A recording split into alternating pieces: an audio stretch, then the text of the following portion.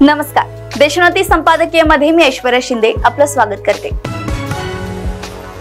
निवडणुका आल्या की राजकीय पक्षांना शेतकऱ्यांची आठवण होते। राजकीय नेते शेतकऱ्यांसाठी अश्रू ढाळू लागतात, परंतु हे निवडणुकीपुरतेच असते। निवडणुका संपल्या की शेतकऱ्यांना कोणीच वाली उरत नाही। या लोकसभा निवडणुकीत शेतकऱ्यांची नाराजी आम्हाला भोगल्याचे सत्ताधारी म्हणत आहेत, परंतु ही नाराजी दूर करण्याचा प्रयत्न का झाला नाही या प्रश्नाचे उत्तर त्यांच्याकडे नाही। ऐन निवडणुकीच्या काळात कांदा निर्यातीवर बंदी लादण्याचा निर्णय केंद्राने घेतला।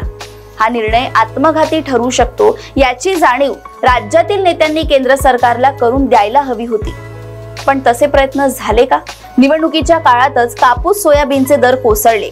किमान निवडणुकीपुरते तरी हे दर स्थिर राखता आले असते, परंतु शेतकऱ्यांच्या वेदनांची जाणीवच सत्ताधाऱ्यांना नाही।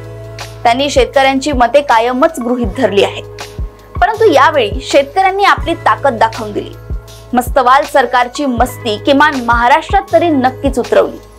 त्यातून काही बोध सत्ताधाऱ्यांनी घेतला तर ठीक, अन्यथा लोकसभा निवडणुकीची पुनरावृत्ती विधानसभा निवडणुकीतही पाहायला मिळेल। महाराष्ट्रात सिंचनाचा प्रश्न कित्येक दशकांपासून रेंगाळलेला आहे। लहरी पावसावर विसंबून असलेल्या शेतकऱ्याला दरवर्षी नुकसान सहन करावं लागते।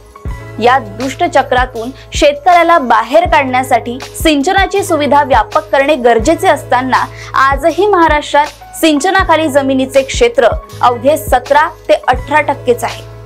राष्ट्रीय पातळीवर हेच प्रमाण 40% आहे। हे लक्षात घेतले तर पुढारलेल्या महाराष्ट्रात शेतकऱ्यांची अवस्था किती हलाखीची आहे हे दिसून येते। कृष्णा खोऱ्यातील 25 TMC पाणी मराठवाड्याला देण्याचा निर्णय 18 वर्षांपूर्वी झाला होता, परंतु अजूनही त्या निर्णयाची अंमलबजावणी झाली नाही। देवेंद्र फडणवीस यांच्या मुख्यमंत्री पदाच्या कार्यकाळात मराठवाड्याचा पाण्याचा प्रश्न निकालात काढण्यासाठी हजारो कोटींच्या योजना जाहीर करण्यात आल्या, पण या योजना अद्यापही कागदावरच आहेत। योजना जाहीर तर होतात, परंतु त्यांची प्रत्यक्ष अंमलबजावणी करणे, त्यासाठी निधी उपलब्ध करणे, प्रकल्प तडीला नेणे यासाठीची इच्छाशक्ती महाराष्ट्रातील राज्यकर्त्यांमध्ये दुर्दैवाने दिसत नाही। शेतकऱ्यांनी तरी किती सोसायचे? शेवटी मतपेटीतून असा दणका मिळाल्याशिवाय सत्ताधारी भानावर यायचे नाही। अशाच घडामोडी व अपडेट सोबत पुन्हा भेटूया देशोन्नती संपादकीय मध्ये। बघत रहा देशोन्नती। नमस्कार। ठळक घडामोडींसाठी देशोन्नती न्यूज चॅनलला सबस्क्राइब करा आणि बेल आयकॉन प्रेस करा।